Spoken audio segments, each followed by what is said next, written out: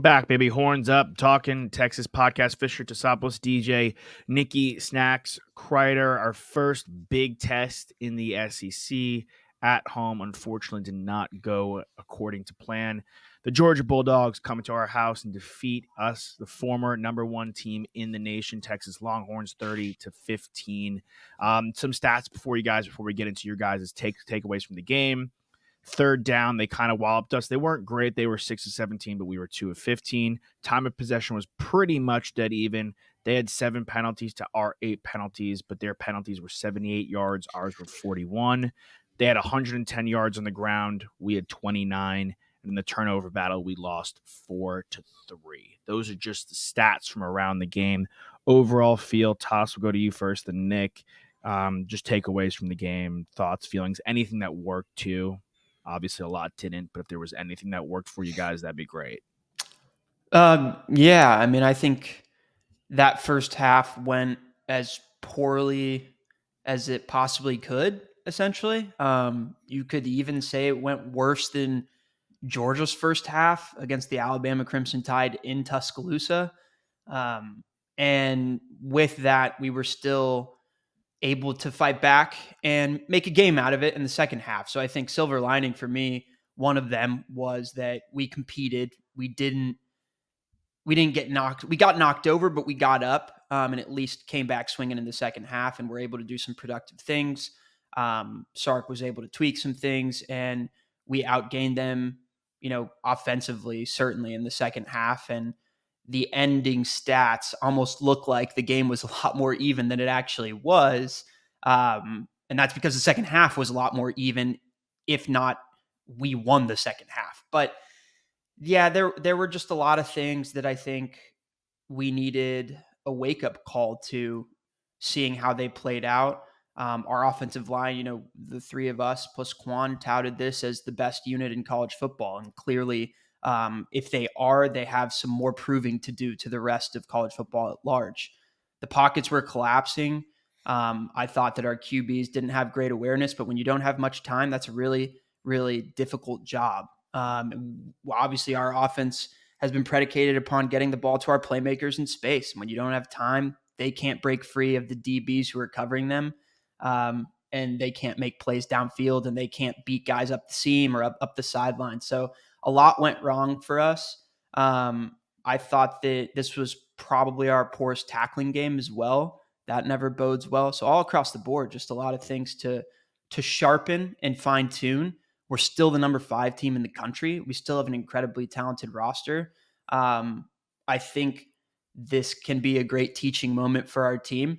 Certainly, all of us were wrong with our score predictions, but on to the next week, and we learn from this, and hopefully our guys have that mentality. And I think we've seen enough from Coach Shark, from the bounce back from, the Red River rivalry loss last year that we sustained and then still ended up winning the Big 12 championship, that we can do it, and that we have the right guys in the locker room from a leadership standpoint to actually turn this around. Mm-hmm. Nice. Yeah, I agree with a lot of what you said. I think it could have been a lot worse, for sure. And I think the first half was almost worse than Georgia's first half, ironically. And it was pretty crazy. I think we were all sitting there. And before we get to you, Nick, 2 turnovers by Carson Beck in that first quarter. And that was still the score of the first half. So I'm with you that it was, at least from an offensive standpoint, a worse first half than what Georgia experienced. But I do think the second half, like you said, was pretty even, which was at least good to see them come back with some spark. Nick, what about you, man? Well, yeah, I think we'll start with the good there. Being able to pick off Carson Beck 3 times, that's no easy feat. So want to give credit to our DBs. I think they played pretty well in this game, holding them to some low yardage in the air, 175 yards in the air, which is great, especially for a guy who's gotten Heisman love, who people think could be a number 1 overall pick in Carson Beck. They've got talented offensive weapons. Etienne was really the only one that we couldn't stop on the ground, scored 3 touchdowns. And, when they're that close all the time, they're just going to grind you down. And that's really ultimately what it was. We gave them such great field position the entire game. whether it was the fumbles, interception, we had 4 turnovers, or just the punt unit, right? Like, we can't flip the field whatsoever. I think, someone said that something on the wish list for Sark next transfer portal season is a punter that can flip the field like no Mm. other, because that is super evident, and it's something that goes underlooked quite often, especially with a team like us that hasn't had to punt very often, right? That hasn't been backed up in their own territory very often. You need to be able to flip the field and put them in their own territory, especially in a game like this. And we weren't able to do that whatsoever. So, that was a little bit frustrating for us. But I mean, our defense played well. I think the score doesn't reflect how they played. The one thing I think that I was a little frustrated with was that they couldn't create as much pressure as we like them to. And we had 1 sack, and that was Anthony Hill. But other than that, I mean, I feel like they, I'm praising them on the pass defense. I'm praising them on the turnovers. I mean, just with what they were thrown at them, they were able to manage it really well. Holding this Georgia team under 300 yards, that's a win in my book. But offense, that's the glaring issue here. Obviously our O-line couldn't get it done against their D-line, which is probably the most talented D-line they've ever seen ever. you know um I'm not sure, maybe that Bama team last year, but this is probably a step above them. um Obviously our run game couldn't get going whatsoever. We had 29 yards on the ground. Wisner had an okay game. Quinn, Arch, doesn't matter who was back there. I mean, they had no time. Yes, I mean, we were playing this game yesterday when we were watching NFL football. Which NFL quarterbacks could Yeah. step in that game and win us the game? And, there's a few, because obviously they're NFL quarterbacks and they have the experience and they've got the talent. But regardless of who was back there in college, I feel like they're not really getting it done because our O-line was not doing them any favors. So that's just kind of my overall takeaway. From a grand scheme of things, I think it was a really cool weekend for Austin. I think regardless if we won or lost, it looked really good on our part. Just from a branding perspective, with all of the bells and whistles that were thrown out there, with F1 being there, with all the celebrities on the field, the drone show looked really cool. I mean, they pulled out all the stops for this weekend to make us look like a really premium university, which we are, of course. Even watching it from afar, they really did a good job letting you know that this is the University of Texas and they mean business. But game aside, yeah, I mean, still hurts. I think it's a good thing that we're playing against a ranked team this week to give ourselves a little more confidence in Vanderbilt. It's definitely a team that no one thought was going to be ranked heading into the season, and they're 25. So this would be a nice little statement win for us to give us some confidence and, give us a little more boost in these standings and in the polls. But long season, I mean, this Georgia team has 1 loss. That Bama team has a loss. Bama team has 2 losses now. Tennessee has a loss. So, there's a little bit more parity in the SEC, and it's just gotten a little bit harder. But, if we do our jobs, we'll be right there again in the SEC championship, probably against this Georgia team, and, with our chance to punch the ticket to the college football playoff. Yeah. I mean, one of the big things you guys said going into the league was turnovers. I think that was your thing, Toss, right? And ultimately, both quarterbacks turned the ball over a lot. And unfortunately, we had 1 more turnover. And you talk about field position, Nick, and being able to flip the field from a punting standpoint and seeing what our defense did given the field position they had. The first 3 turnovers we had were in our half of the field, right? We picked Carson Beck off when they were driving. Yeah. We get the ball back and then we fumble and give it right back to them. So we put our defense from an offensive standpoint in a lot of terrible positions. Ironically, I was looking at the top graded players for the week. The number 2 graded player in the entire game was Kelvin Banks somehow. But outside of that, the rest of the offense was graded pretty poorly. And then from our standpoint, Makuba, who was great, but now has a knee injury, and we have to wait and see what happens there. You bring up, Nick, the way we looked off the field, and I think it's great. The celebrities, we had Booker. Not only do we have KD there, Bradley Beal was there, Devin Booker there. He brought his friends, Vince Young obviously there, Glenn, McConaughey. Like, there were so many people at this game, And it was such a big weekend, which in some ways is fantastic that we get to show that off and what this city can be. But in other ways, hearing that, it just makes me feel a little worse in the sense that we really, in my opinion, blew a missed opportunity. Like, this was an opportunity for our team to make a statement against one of the premier programs in college football. We did everything we had to do defensively. And unfortunately, Sark just got outworked by Kirby Smart. Strength for strength, his strength offensively, Kirby's strength defensively. And Kirby Smart came to play, knew the stakes of the game, and he beat Sark. He just beat him from whistle to whistle. And, it was very unfortunate in my book that we had this opportunity to make this massive a statement and be the bona fide number one team. And now we have to go to Vandy, and what's a must-win game? Yes, they're Vanderbilt, but now they're ranked. They've beaten Alabama. Like, they have nothing to lose and everything to gain.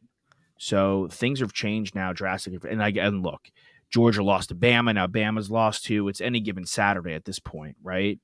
Anybody could almost beat anybody, and we wouldn't be really that shocked.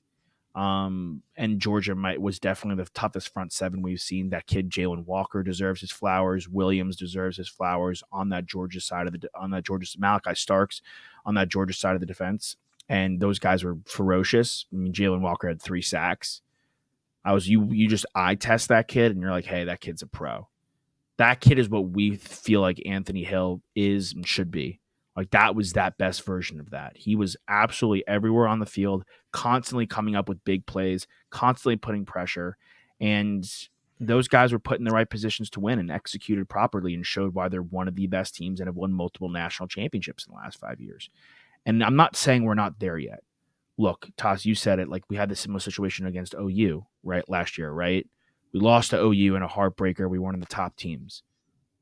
We still have a rest of the road. We have to go to A&M, who's surging right now, and they have LSU this weekend. So if they win, they're going to be a top 10 team, assuming we win as well.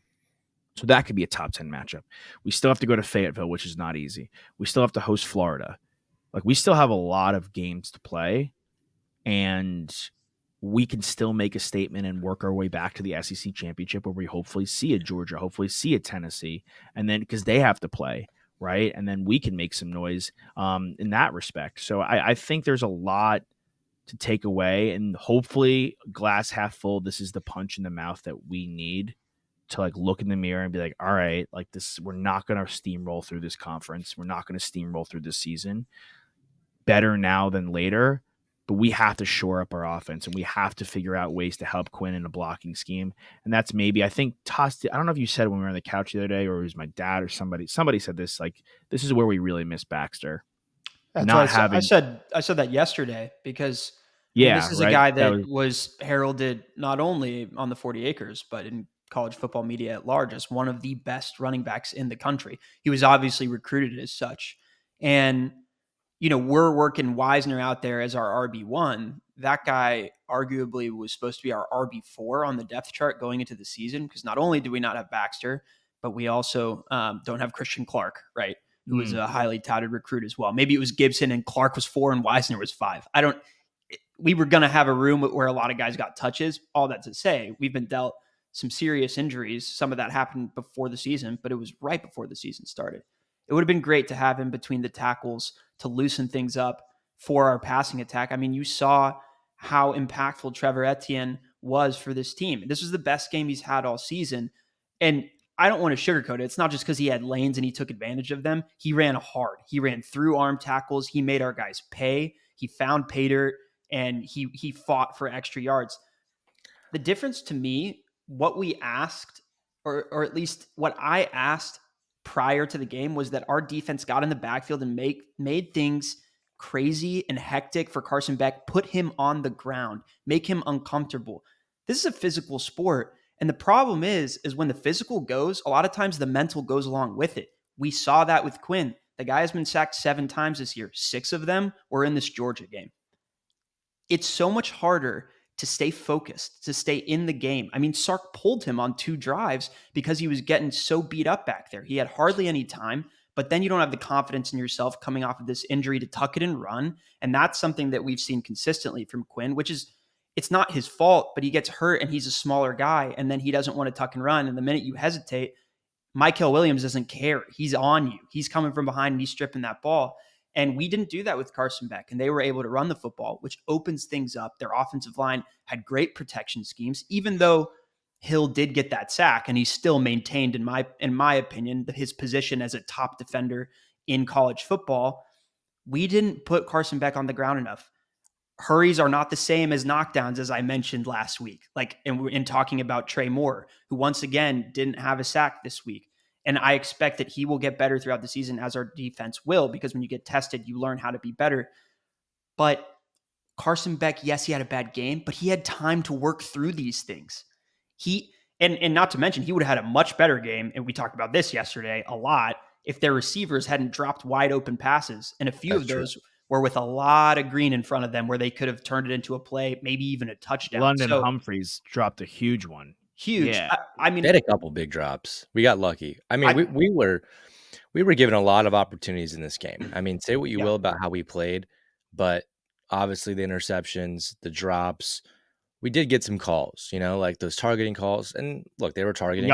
We got bottle service. Yeah, we got bottle service, and we got an overturned DPI that turned into an interception, right? That I've never seen that in my life. Obviously, the world knows what happened. We don't need to delve that too much into it, but we had those opportunities too.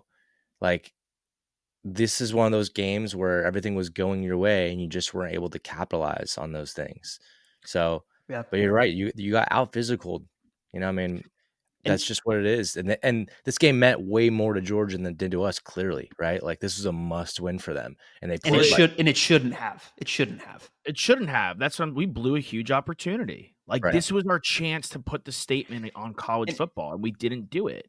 And let's be honest about it too. This is something I mentioned that Kirby had said throughout the week, was we haven't played our best football yet. They still haven't. And candidly, neither have we. I mean, obviously, neither have we. We were really bad in this game, but they weren't great either, and they still kind of whopped us. So to your point, Josh, about how cannibalistic the SEC can get and how cannibalistic the top of college football can get, it's not done yet, and we have to be ready for the SEC championship, but we have to get there first. And we have a great opportunity to do that. I will say, like, the distinction between last year's OU game, that was the best OU played all season. That was the best Dylan Gabriel played all season. And that, to me, was maybe made the pill a little bit easier to swallow, because I was like, okay, who in the Big 12 is going to be better than what we just saw? Probably no one. And we certainly saw that Oklahoma State wasn't as good as Oklahoma was. And we boat raced them in the Big 12 championship. Now, it's a little different with the SEC. Georgia, we have not seen the best of them. Alabama now has 2 losses, but they're still a better team than that Oklahoma team was last year. And so is Tennessee. Like, those teams were. LSU is quietly also a 1-loss team in the SEC in the top 10. A&M is there. They've only lost 1 team, and it was outside of the SEC. It's Notre Dame. So we have to take care of business at home, and we have to shuffle things around, regain the focus, make sure we're ready to go, account for what we don't have with Wisner and Blue being the guys. I would have loved to have seen Jaden Blue get some more carries. Honestly, I know he worked well in the passing game. I agree. He got none. He's so dynamic. He can make guys miss, and he had a drop early. We just didn't have time to run. We couldn't establish any sort of run. Like, Wisner ran fine, but we're down. I actually thought we were down 23-0. No, I know 23-0, but like, we can't. Clearly, we had enough time to come back in that game. I wish we had stayed a little bit more aggressive on it with the running, but I think the quarterback play obviously was something that was so up in the air. Let's talk a little bit about this. Like, are you guys concerned that Arch got run and then Quinn came back going forward for Quinn's confidence? Because I know some people obviously are mentioning that. Does that mean going forward that the leash is now shorter on Arch or on Quinn? I think it was just one of those things where it's like, this game got so out of hand so fast, and there was so much happening so quickly on the offensive side of the football. He had no time to breathe. Like, they had 10 tackles for a loss. They had a gazillion sacks. Like, he was swarmed from the jump. I think Sark was like, dude, relax, take a step back. We could still win this game. take a look from the sidelines. Let's see if Arch should come in. He could do it with his leg. Let's see if he could get the crowd back in it, maybe get some exciting plays. You're going to come back in the second half. You're fine. Just relax and watch from the sidelines. It wasn't a benching, clearly. It was like a take a breather quickly. Like that could happen, and that's fine, and I'm okay with that. Like that was not a concern for me, really. I mean, like what happens if Arch actually goes down and scores there, right? Like Then but he didn't. He fumbled. Right, exactly. He turned the ball over too. And then Quinn had a good second half, all things considered. Better second half. Like he had a much better second half than he did a first half. My concern, they made great halftime adjustments. That's what I'll say. look, man, sometimes games just get out of hand. Like, let me give you a couple cross-sport examples. Cross-sport example number 1. The Peyton Manning Denver Broncos went into that Super Bowl against Seattle, the number 1 offense, unstoppable, incredible personnel, and that game just got out of hand. That could happen in football. That has to be understood that could happen in football. Sometimes games can get out of hand. And then you talk about Georgia not playing their best football and they still haven't. Guess what? They're a sleeping giant. Other cross-sport analysis. Garrett Cole. We're going to this World Series, Yankees, Dodgers. It's Judge, it's Ohtani, it's Betts, Soto.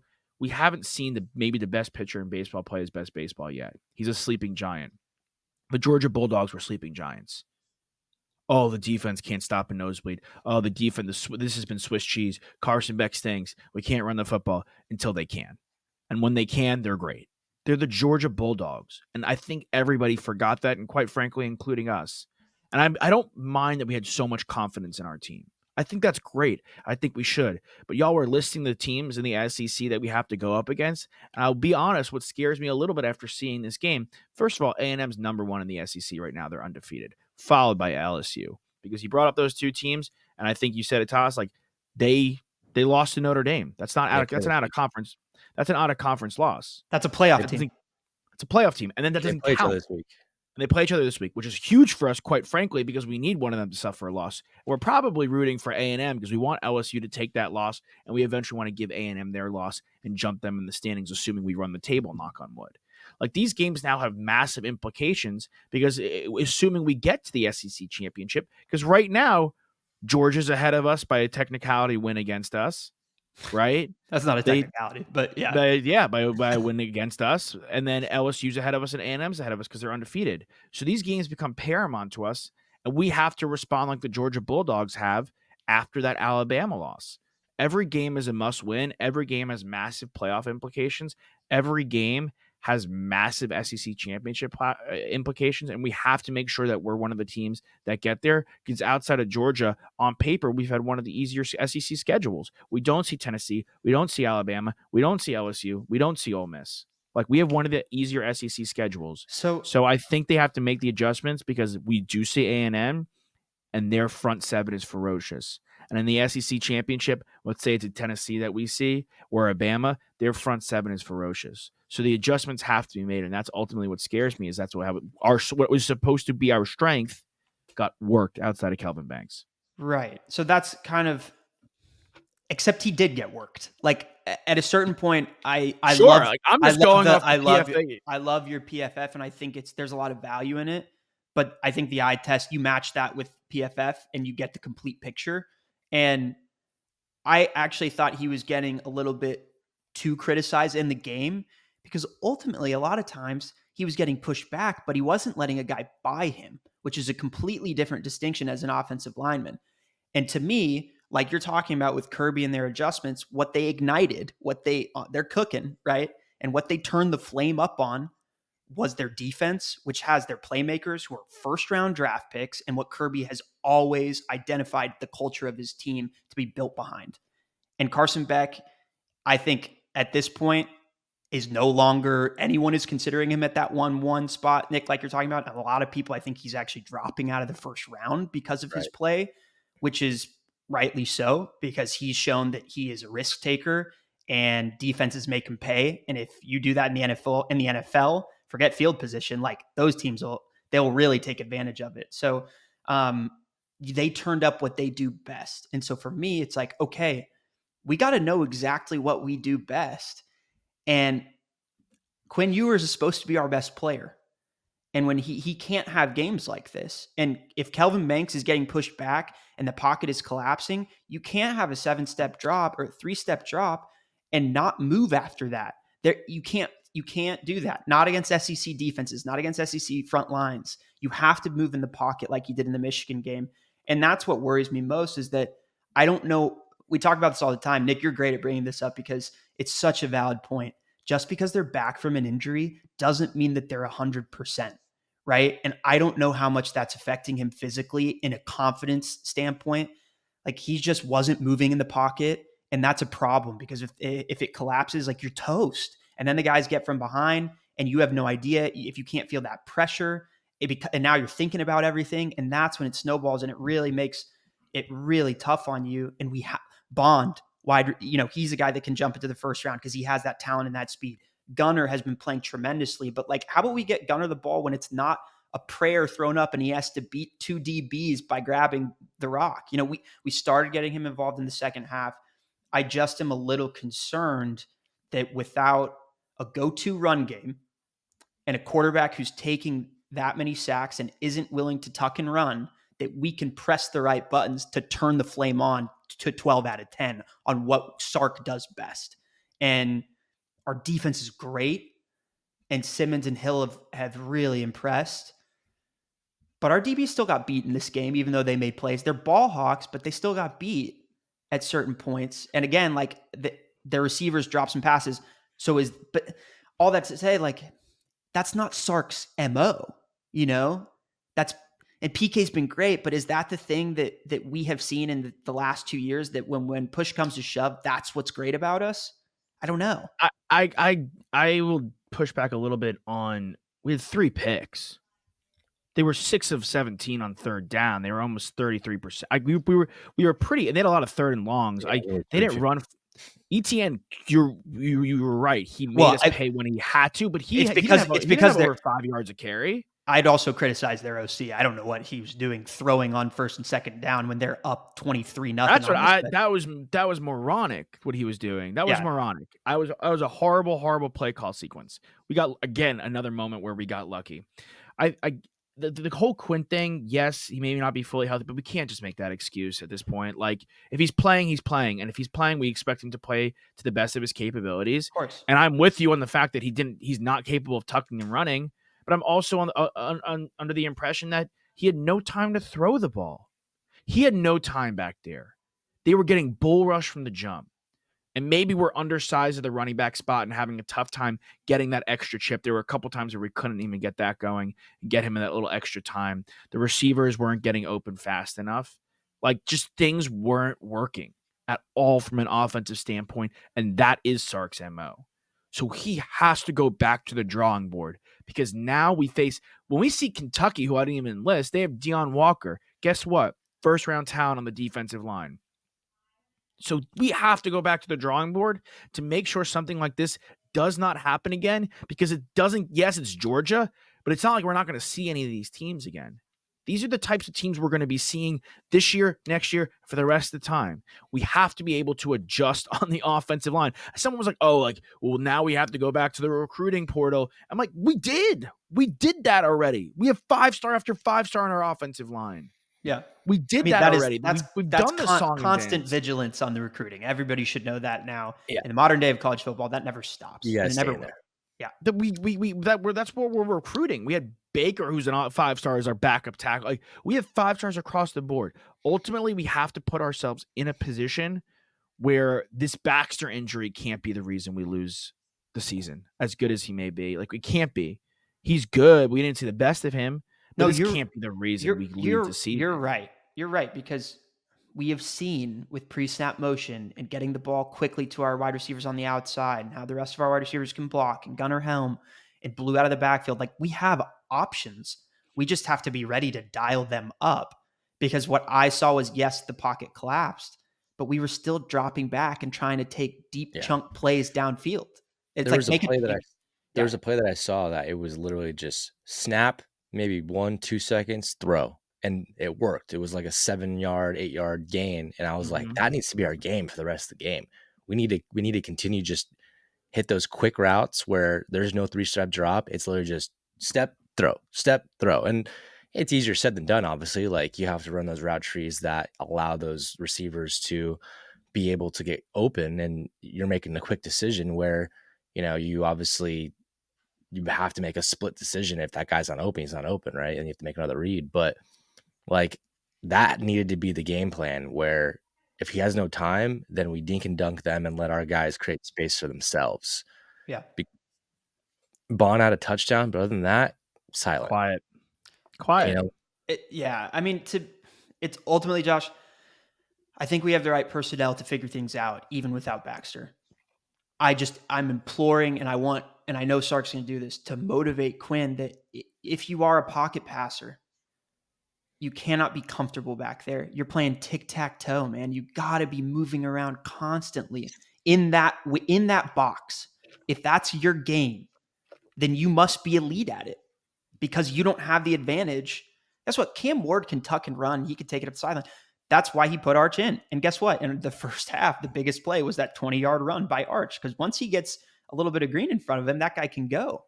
The problem with him is he still wants the big read every single time. And when he was in on that drive, there was an underneath route that was wide open on that 3rd and 7 that he missed, and he threw into double coverage 25 yards upfield. It was a bad throw, but there was it might have been Golden. It was Golden. Golden was wide open. Right in front of him, and that would have continued the drive. And, it's always easy to play couch quarterback and say, oh, why didn't you make that throw when it's right in front of your face like Quinn that? missed one too. Quinn missed one too when it was a fourth down conversion at the end of the game. I mean, not the very, very last one, but one of the drives. But who was that drive against where we went like 11 for 11 and we were like goo goo gaga over Quinn? I think that was like UTSA or something. But that's if that's our MO, we have to recreate that. He just got I just felt like it was. Again, maybe we could chalk it up to the lack of time for things to really develop. I just also felt like there was times where I saw good play calls. Like Wingo had a rush for 7 yards. Niblet had a rush for 5 yards. Like, when you're down 23-0, spice it up. I think we had something. I think we had a little bit of it, but at that point, you got nothing to lose, dude. You're at home. You're getting blown out. It should quite frankly, it should have been 35-0, 42-0. Yeah, where were those 2 golden passes that we had last week? At that point, throw the kitchen sink, dude. Get imaginative, get fearless. And you know what? That inspires your guys. If you're willing to risk it, that inspires that level of this is how we have to. We still played too timid. We still played like we had everything to lose. And we still played too safe. When you're down 30, 20, we were down 23-8. It's like 2 scores, man. Yeah. I think there's no good thing, but the okay thing is the fact that if there was a team to lose to in this conference, it is Georgia, right? Yeah. This is the team to lose to. Season's not over. You've got a clear path ahead of you. Now, every single game you treat like a playoff game. That if you lose, then you consider yourself pretty much removed from the chase and from the hunt. So, I mean, you never know. You consider that. You always consider that. But, You're right. That's the mindset. You are not out of it right now. As it stands right now, you still have a chance to make the college football playoff. No, it's actually really interesting. Games, it goes way down. Right. It's really interesting because obviously, they have the playoff predictor after every week where they line up the teams given where the rankings are. And the 5 seed is actually like a good spot to be in because you'd be playing currently you'd be playing Boise State or a team that's basically the last team in, because the teams that are 1 through 4 all I don't know if I want to see Boise State. We've praised Ashton Genty all season long, and that kid can toast defenses. Yeah, I mean, I think I'd be comfortable in that game, but let's not be comfortable at all for the rest of the season, and let's go. We gotta hunt that bye spot because it's still attainable. It still is. Yeah, it is obtainable, and the 5 seed is good. But ironically, we've been praising Ashton Genty, like you said, the whole time. It'd be annoying to see him. Well, I mean, also the thing to consider too, right? Those first 4 teams get a bye.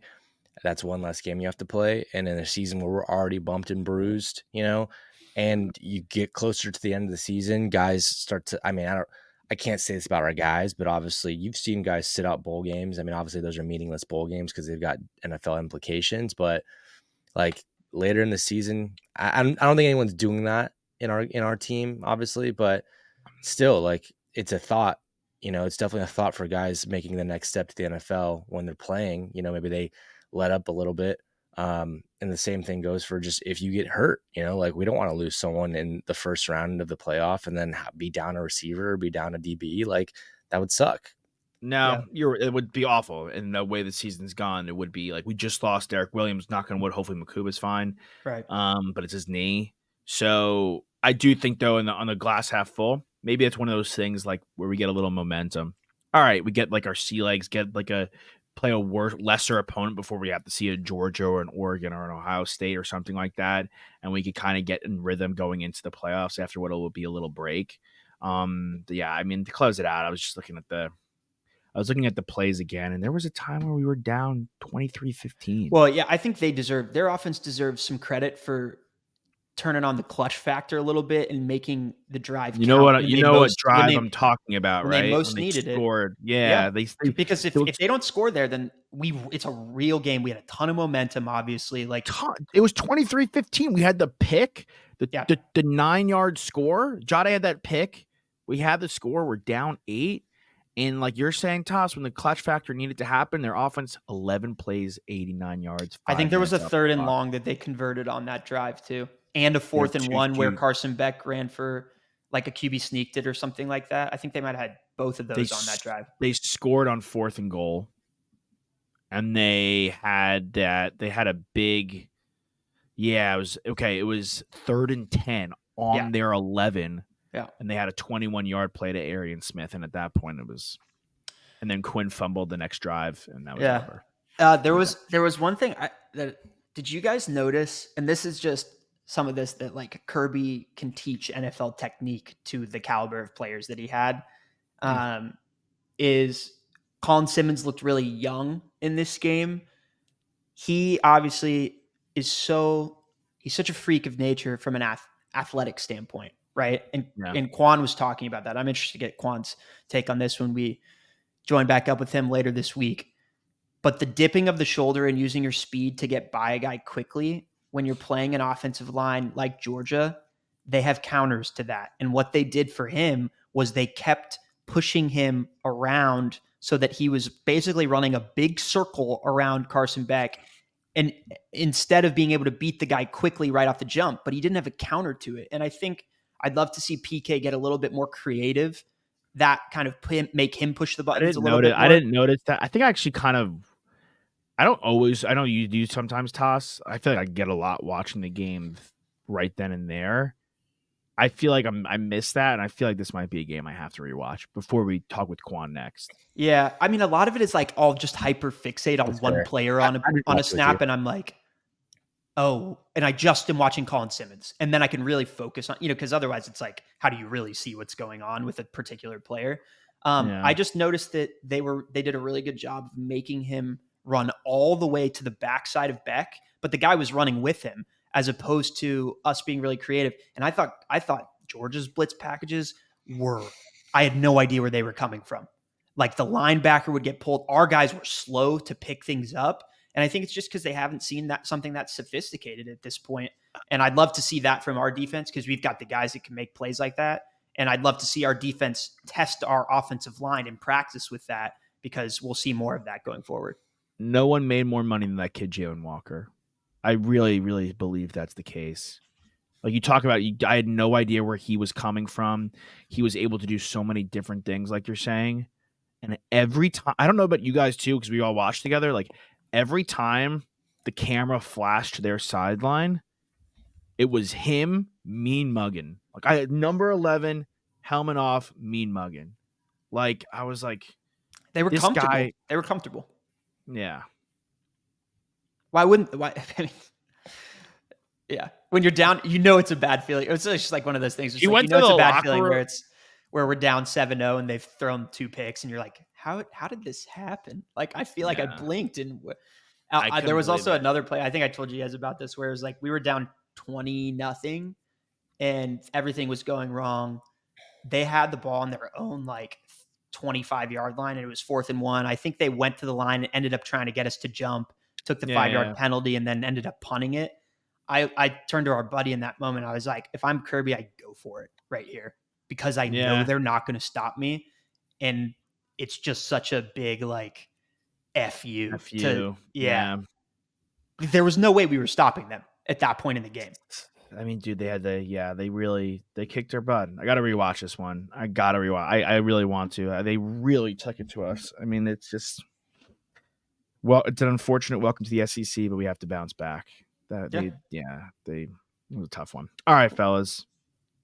We'll see you guys next time with Quan Cosby. We will preview the Vandy game, which, bizarro. This is the craziest college football season ever. Vandy is ranked, Army, Navy ranked, undefeated. Indiana's atop the Big Ten. Things have officially gone off the rails in what was already supposed to be a crazy college season. Fisher Desopoulos, DJ, Nikki, Snacks, Credder. We will see you guys next time to talk about our 5th ranked Texas Longhorns. Hook 'em.